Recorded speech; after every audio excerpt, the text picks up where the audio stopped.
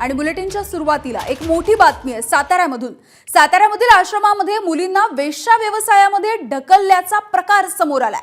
अनाथ तरुणींच्या तक्रारीच्या नंतर धक्कादायक सगळा प्रकार उघडकीस आलेला आहे।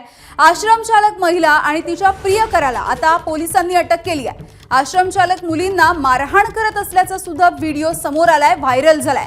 कराडमधल्या टेंबू गावामधल्या निराधार आश्रमामधली ही सगळी घटना आहे।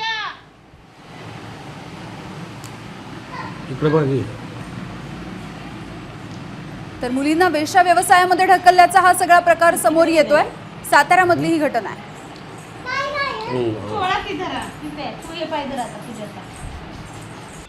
हे माणूस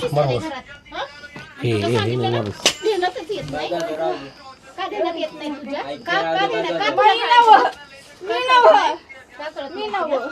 का कळत नाही?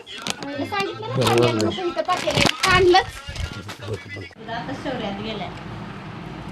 शौर्या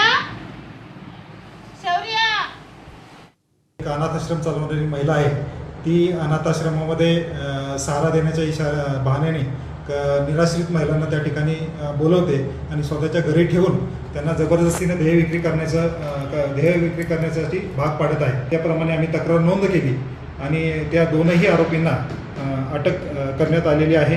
आई चॅरिटेबल ट्रस्टच्या ज्या मालकीन आहेत रेखा सकट, त्या भरपूर अन्याय करत होत्या। तिथे मला पण त्यांनी गोड बोलून नेलेलं, का राहण्यासाठी नेलं आश्रमात। नंतर घरातली कामं वगैरे करायला लावतात, चांगले चुंगले कपडे घाला, खायला बिला देतात, नंतर 4 माणसं बोलवतात।